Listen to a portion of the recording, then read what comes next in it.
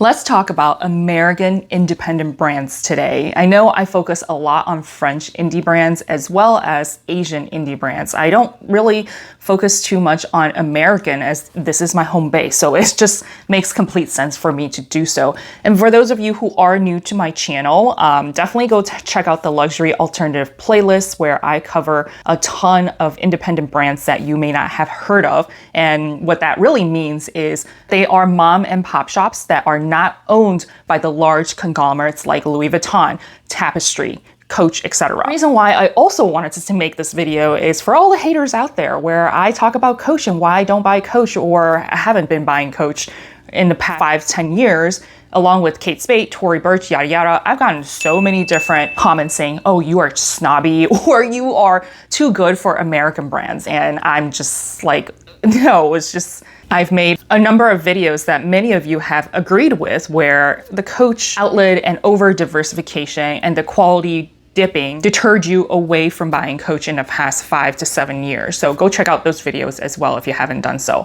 However, I am not opposed to American brands. Let me talk about a few American brands that I have talked about sporadically throughout the years, and I actually have 3 different bags to show you. Actually, I own 4 or 5, but I only have 3 with me to show you today. So we've got some eye candy, and I have been compiling a list of brands, American brands. I think I'm looking at my list here. There's 20 of them I'm really interested in and perhaps will own in the future as well. So I think I'm going to make this part of my series. Independent brands that you may not have heard of. Again, there's a whole entire playlist if you want to go down that rabbit hole. So enough of me blabbing here. Let's get right into it.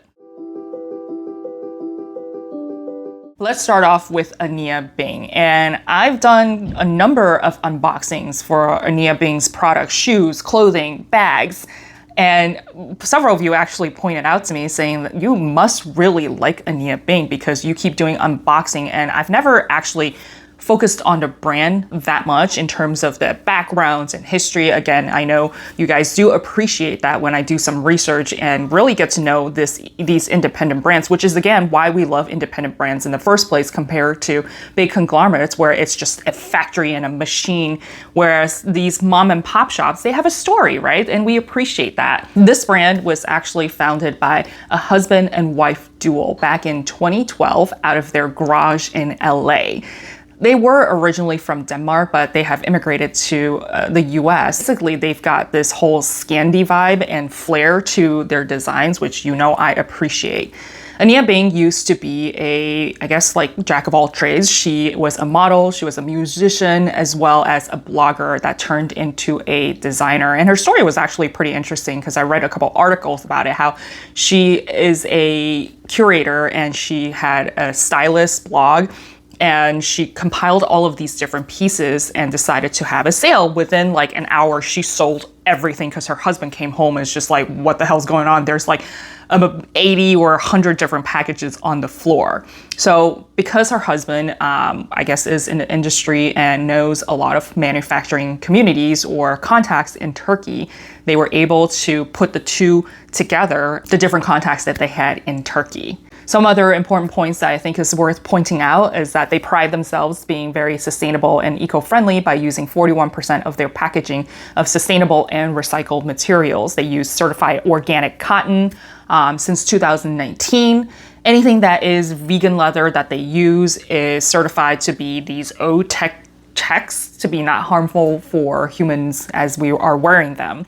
There's one hole that I'd like to point out that I think that, yes, as much as all these companies like to talk about how they're sustainable and eco-friendly, but they do carry their products in Bloomingdale's, in, Shop Bob and other department stores. And yes, if you purchase from them, maybe some of their packaging is 41% eco-friendly and whatnot, but when you outsource or start carrying your products with companies like Bloomingdale's or Nordstrom, they aren't necessarily eco-friendly all the time, and the way they package their material or products and send it off to you is not part of their story, right? So as you know, take all of that information with a grain of salt, obviously.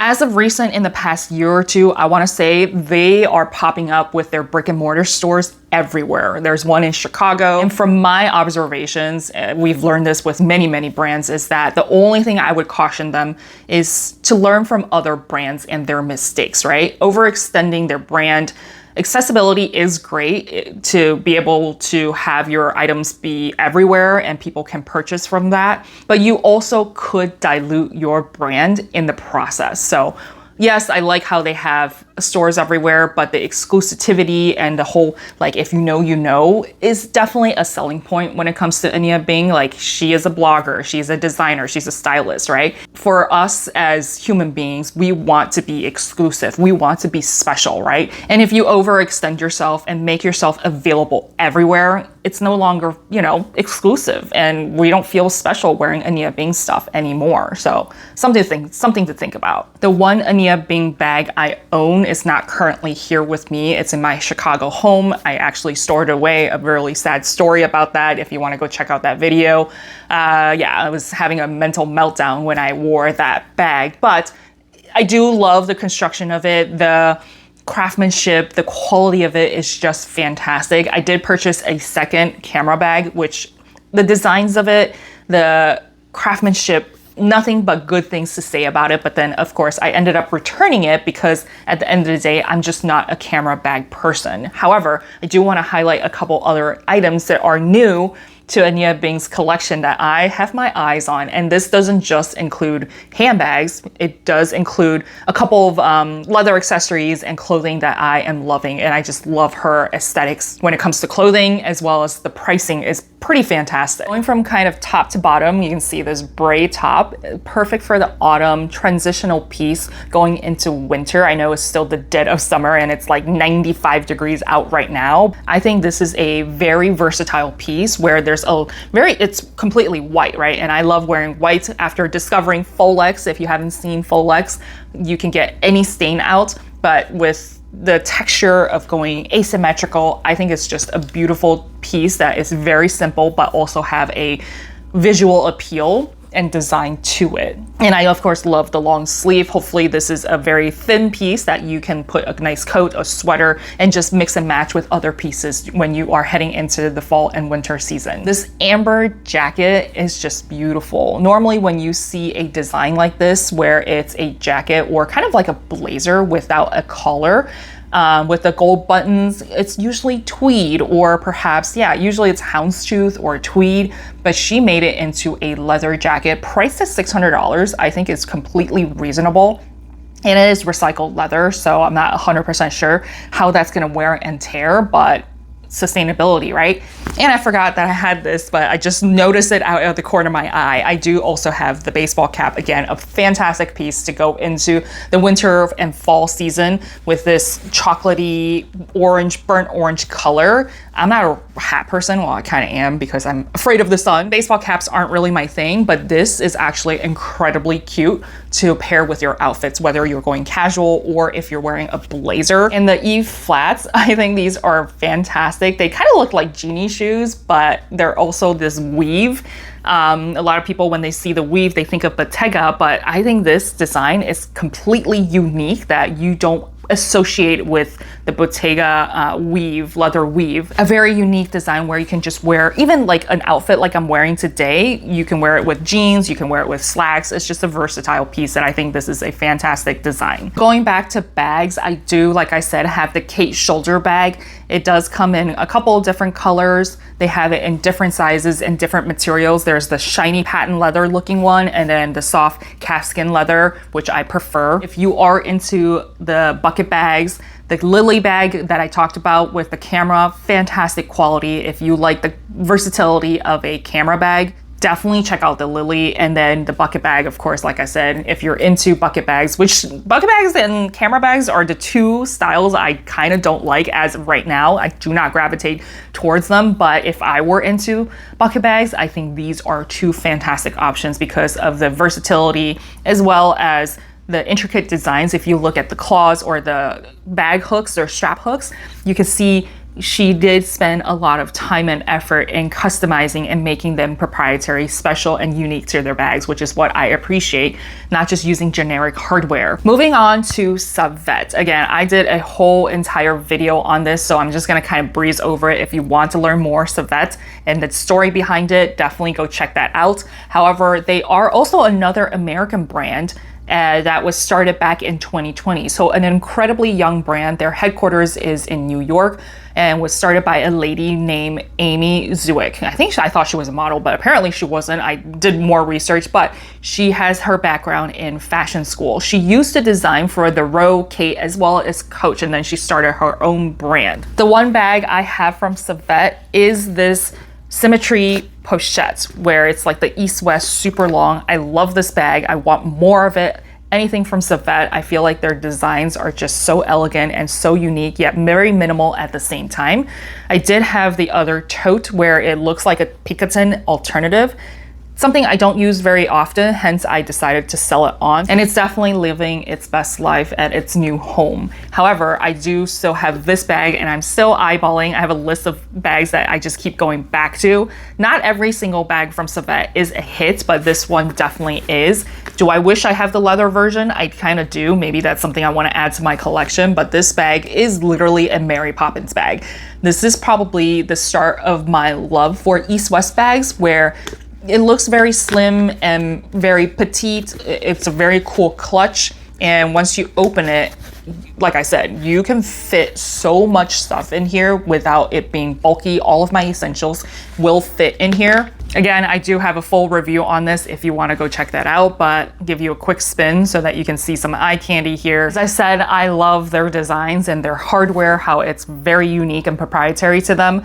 I would like another Symmetry pochette. However, I would like it in the lizard, but they only have the black right now. And for the Symmetry pochette, Black Lizard listed at $31.90. I think it is a very fair price for an exotic. If you were to go to Louis Vuitton or Gucci, anything that is exotic leather, it becomes in like at least $5,000 plus. So for them to charge $31.90 at retail, I think it's completely reasonable for an exotic piece. The other model that has caught my eye is the Florence shoulder bag. Love this design. It kind of looks like a spaceship. I don't know why that image pops in my head, but I'm here for it. It also reminds me of the Cartier Guerlain Lab. Yeah, totally butchering that, but basically it's the Cartier. I have the bag. I'm just gonna bring it out, but it reminds me of this particular shape, and I actually really like it because it's much more daintier. It's smaller in size, so I would love to add this one to my collection. It is on sale right now, so at $14.25. I want to get it. I kind of do. We'll see how I feel about that. As you could probably see, Savette's color palette is very muted, very demure. Is that still a thing we say? I don't know.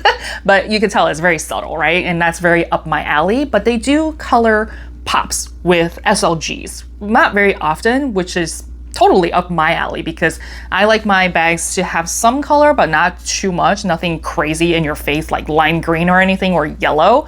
And for my SLGs, I love the pop of color. The crazier, the better, because one, it's easier to find in your purse. And of course, if you want to be fun and flashy, it's living inside your purse. Once you bust it out to pay for something, it's just like, bam. Moving on to Cuyana. Cuyana. I don't know. This is another brand that you all are probably very familiar with, as they have done a lot of collaborations and gifting to influencers.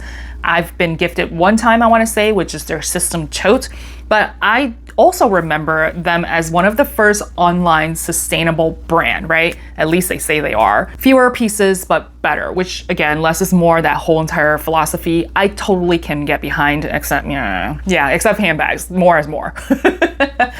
They're also based in California, in San Francisco, and they started back in 2011, right out of business school. These two ladies, they did it right out of business school, which is amazing. I think they had work experience prior to that, but then once they went to business school, they started the brand afterwards. The first 2 years were focused on the supply chain and establishing those relationships with the luxury industry. They really kicked off in 2013. They have a lot of certifications, which to me is just like, that sounds great and all, but unless I go down that complete rabbit hole, it doesn't mean a whole lot to me. It does sound great on paper though. On their website, they do list out where all of their materials and sources come from, just to name off some of them. They do use mostly Italian and Argentinian leather, but their bags are then made in Turkey. Very similar to Ania Bing. They use organic cotton and alpaca that is traceable from Peru. Cashmere is traceable to Italy. They also use recycled plastic for some of their purses and bags, and that is from Vietnam. Their silk comes from China, which makes complete sense. And they have straw hats, I think, maybe straw, other things, I don't know. And that is from Ecuador, which is pretty interesting because one of their founders have immigrated from Ecuador to the United States. To be honest, their leather is not my favorite, especially the flexible totes, because if you've seen on the secondary markets, there's a lot of corner wear and the paint on the leather do peel off relatively easily. So it's not my favorite. However, their craftsmanship, like the stitching, the hardware is relatively nice. And I've owned a number of Cuyana bags over the years, so I can definitely attest to that. The leather quality, again, like I said, is not my favorite. I feel like Ania Bing has better leather quality than Cuyana. I do love their colors. Their designs are fantastic, very simple, very minimalist. Cuyana is a little bit different from Ania Bing as well as Savette. They don't really sell outside of their website, which again, I completely appreciate because they really take the direct consumer very seriously. Their return policy is actually pretty decent at 30 days, and they do charge you an $8 to ship back, which is not horrible. They don't offer free shipping. Few things I am interested in terms of handbags when it comes to Cuyana. The Paloma line, they have a couple of different sizes, including the oversized and the regular size, and I think they have a mini size. Love this design. It kind of reminds me of the Hermes Lindy, but they put their own take on it and their spin on it. The colors, especially the indigo. I've been on a blue kick, and that indigo color is just beautiful. And you can see the longer straps with the top handle. It kind of looks like a spaceship as well. I don't know. It just feels very futuristic, and I'm completely here for it. I don't know how the leather is. It looks like it's very similar to their totes. The other one that also caught my attention is the Mila satchel. A little bit pricey in my opinion, but another fantastic work bag as an alternative to the oversized Paloma. They tote it to be designed especially for the work travel, because you can put the back of the bag through the handles of your carry-on roller bag. The one thing that deters me from just making the plunge and purchasing this bag, because I love the shape of it, the elegant design of it, is the top handles. It's just too short where it comes with a long strap, the shoulder strap. Not a big fan of that. If the handles were long enough for me to throw over my shoulders, then yes, love it. But I do not like the whole top handle. Yes, I get there's a whole proportion, ratio of it, how it looks better like that. But for me, if I want it to be a functional bag, I would like this handle drop to be much wider so I can easily throw over my shoulder. The next brand is Staud, which I'm sure you have heard of because they have produced a number of it bags throughout the years. I promise these first few brands I'm covering in this series has a little bit more name recognitions. Like I said, I've got 20 American brands, and the rest of them you probably have not heard of. So definitely stay tuned. Hit that like and subscribe button if you haven't done so already. If you're new to my channel, drop me a comment. Let me know you're new so I can welcome you to my channel. For those of you who are returning, drop me a comment down below. Let me know what you think about these American indie brands. First time hearing it from me, or have you heard about these American brands elsewhere? I rely on you every single week to have a conversation with me about handbags, because my boyfriend won't, and majority of my friends are probably thinking you are insane for talking about bags 24/7. This brand's Staud. Is it Staud or Staud? I don't know. Whatever comes out of my mouth, it's what it is. But started by two people back in 2015, also in LA. George Augustino, as well as Sarah Staudinger. She basically worked as Reformation's fashion director prior to launching her own brand. To me, this is more of a hippie, Italian retro, cool girl aesthetic, as opposed to Savette or even Ania Bing, where they're very Scandi, minimalist, right? Completely different, more fun in my opinion, and a lot of their clothes are also made in downtown LA. Very fun, very playful, not usually my style, but I can definitely appreciate it because I do own 3 items from Staud. The first item I purchased from Staud is from their pet collection, which is one of their most popular bags, the Shirley bag, and you can customize it by sending a picture of your pet to them, and they basically paint it on by using independent artists, which is really cool. If you I don't know if you want to watch my second video I ever made on my channel. It was about this bag, which what's really cool is that the lady who painted this reached out to me and messaged me saying, hey, I'm the independent artist that painted this bag for you. How cool is that, right? This is not a bag I ever wore. This is an artwork piece to me, and I love my dogs. So of course, if I can paint my puppies, my dogs on my other love, which is handbags, this is just like, it's the stars have aligned. Of course I had to spend money on this. Their pricing is actually pretty reasonable. I want to say I spent under $500 on this bag for the bag itself as well as the painting. The bag itself comes with a really nice pouch. Is it the best quality in terms of stitching and craftsmanship? No, it's not, but it's relatively nice. It's good enough for the price it is, and I'm completely okay with that. There's some taps with the stitching on the interior that I've noticed, and the glazing is pretty good. So overall, the value for what you're paying here, I think, is still very on point in my opinion. The bag itself also comes with feet. Again, I've never worn this bag, but I don't plan on wearing this bag. This is just more of an art piece to me. The other two bags I also purchased from Staud, which, you know, I have two corgis, or I had two corgis. Of course I can't play favorites. I gotta get another bag. So I got the mini Shirley with my other dog, Q. She's hanging out around somewhere. She's outside the door. So of course I had to. And I picked the brown one because Toby was black and white, so it contrasts really nicely with the caramel. Whereas this one, she's more of an orangey red color, so it contrasts really nicely with the bag. The last bag I got from them, you can call it a bag, you can call it a bag charm, whatever you want it, and it's the most ridiculous, I think $100, $150, $200 I spent on this. This is a poop bag. It is the most luxurious poop bag you could possibly buy. It comes with a little D-ring right here. It says Staud, and you can hook it onto any of your purses. It also came with a crossbody strap, so if you want to just wear this, maybe just put a couple credit cards in here and you're taking your dog to get some ice cream. I don't know. Whatever you want to live your best life with your dog, I think this is just completely adorable, with a little bone on there and a poop dispenser at the bottom. Poop bag dispenser, not poop. A couple of bags on their website I want to highlight. The first one is the Hester satchel bag. Hester, I don't know, it's a funny name. I thought this was a very unique design. It's very ready for the fall with the colors that they've released. And I've talked about the Molder bag. I think this is a very cool East-West / Birkin, but not Birkin, the whole entire flap thing on the front. I think this is a fantastic option as well. This has come out for a couple years, I want to say 1 or 2 years, and they have come out in fun colors, and now we're heading into the fall, so that's why you see more of the olive, darker colors. If you're not over summer, yes, they still have a number of these summer more novelty bags. Again, I'm not really into novelty bags, but I enjoy looking at it, right? The hot dog beat-it bag, super fun. And they do a little play on words. Instead of saltine crackers, they're like Staudine crackers. Again, very fun. Definitely a conversation starter. And last but not least, they have this another novelty bag, another play on words. Instead of sardines, they do Staudines. Super fun, very cute clutch, another conversational starter. And if you don't follow me on Instagram, definitely do so. I post a lot of sales, including Staud, because they do a number of sample sales, end of season sales. That's where I post in my stories, because usually the good pieces that go on sale sell out immediately. So I gotta get those links up fast. So definitely follow me on Instagram, and if I see really good sales, I post it there. If it's not good enough with a sale, I won't post it. So it's gonna be a very curated selection. All right, home stretch here, which is Mansur Gavriel. This was a viral brand, I wanna say, back in like the mid 2010s.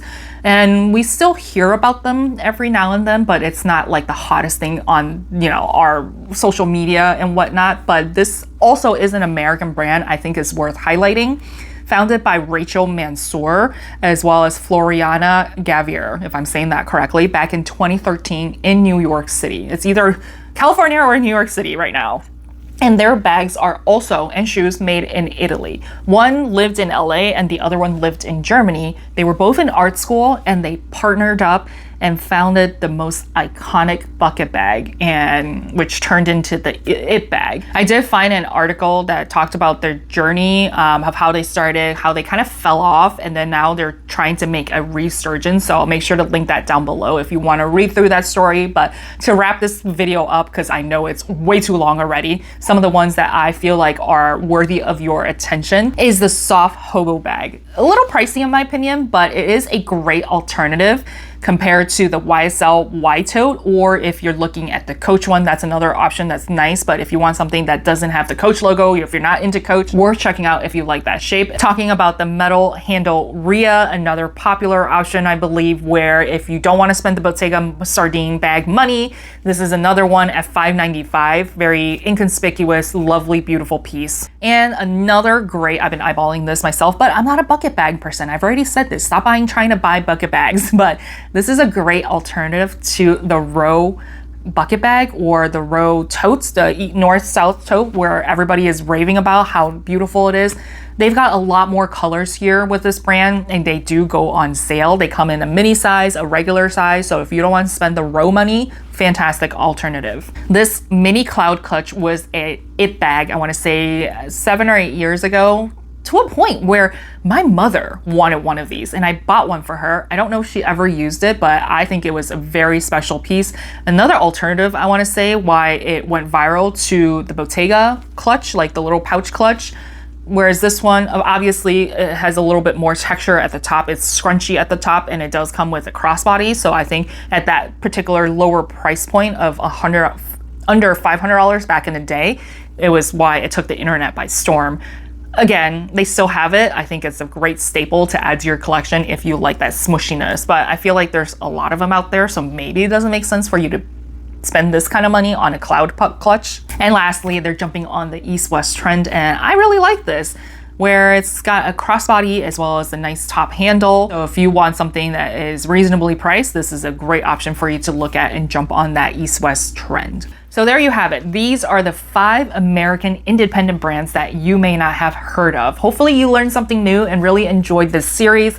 I've got more coming, and of course I have done a number of these videos already. Go down that rabbit hole if you want to in my luxury alternative playlist. Life is hard. I want to help you save time and money so that you can somehow adult easier and hopefully less than retail. I'll see you all next time.